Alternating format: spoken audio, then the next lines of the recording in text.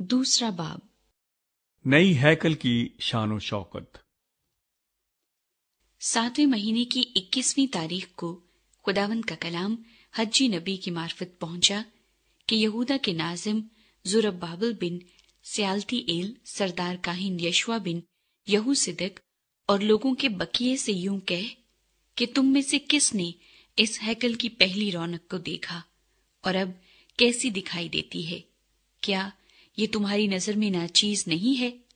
लेकिन ऐ ज़ुरब्बाबिल, हौसला रख, खुदावंद फरमाता है, और ऐ सरदार काहिन यशवा बिन यहूसिदक, हौसला रख, और ऐ मुल्क के सब लोगों, हौसला रखो, खुदावंद फरमाता है, और काम करो, क्योंकि मैं तुम्हारे साथ हूं। रब्बुल अफ़वाज फरमाता है, मिस्र से निकलते वक्त मैंने तुमसे जो अहद किया था उसके मुताबिक मेरी वो रूह तुम्हारे साथ रहती है। हिम्मत ना हारो, क्योंकि रब्बुल अफ़वाज यूं फरमाता है कि मैं थोड़ी देर में फिर एक बार आसमान और जमीन और बहरुबर को हिला दूंगा।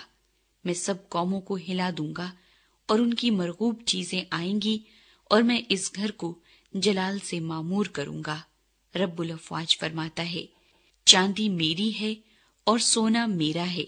रब्बुल अफ़वाज फरमाता है, इस पिछले घर की रौनक पहले घर की रौनक से ज्यादा होगी। रब्बुल अफ़वाज फरमाता है, और मैं इस मकान में सलामती बख्शूंगा। रब्बुल अफ़वाज फरमाता है। नबी काहिनों से मशवरा करता है। और दारा बादशाह की सल्तनत के दूसरे साल के 9वें महीने की 24वीं तारीख को खुदावंद का कलाम हज्जी नबी की मार्फत पहुंचा कि रब्बुल अफ़वाज यूं फरमाता है कि शरीयत की बाबत काहिनों से दरियाफ्त कर कि अगर कोई पाक गोश्त को अपने लिबास के दामन में लिए जाता हो और उसका दामन रोटी या दाल या मै या तेल या किसी तरह के खाने की चीज को छू जाए तो क्या वो चीज पाक हो जाएगी? काहिनों ने जवाब दिया, हरगिज नहीं। फिर हज्जी ने पूछा कि अगर कोई किसी मुर्दे को छूने से नापाक हो गया हो और उनमें से किसी चीज को छुए तो क्या वो चीज नापाक हो जाएगी? काहिनों ने जवाब दिया, जरूर नापाक हो जाएगी। फिर हज्जी ने कहा, खुदावंद फरमाता है, मेरी नजर में इन लोगों और इस कौम और इनके अमाल का यही हाल है, और जो कुछ इस जगह गुजरानते हैं नापाक है। खुदावंद बरकत का वादा करता है।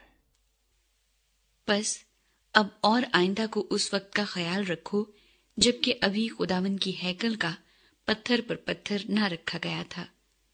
उस तमाम जमाने में जब कोई 20 पैमानों की आस रखता तो 10 ही मिलते थे, और जब कोई मै के हौज से 50 पैमाने निकालने जाता तो 20 ही निकलते थे।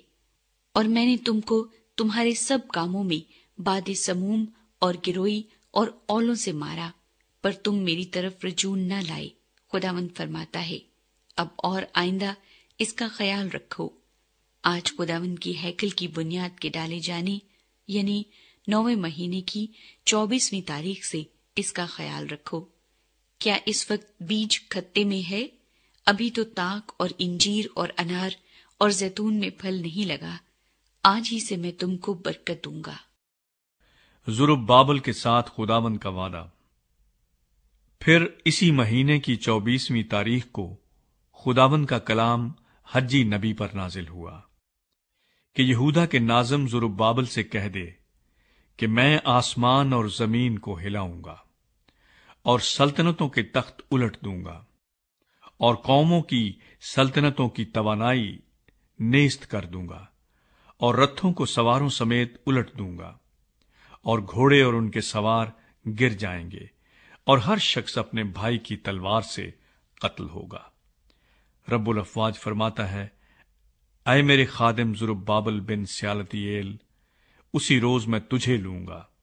खुदावंद फरमाता है, और नगीन ठहराऊंगा, क्योंकि मैंने तुझे बरगुज़ीदा किया है। रब्बुल अफ़वाज फरमाता है।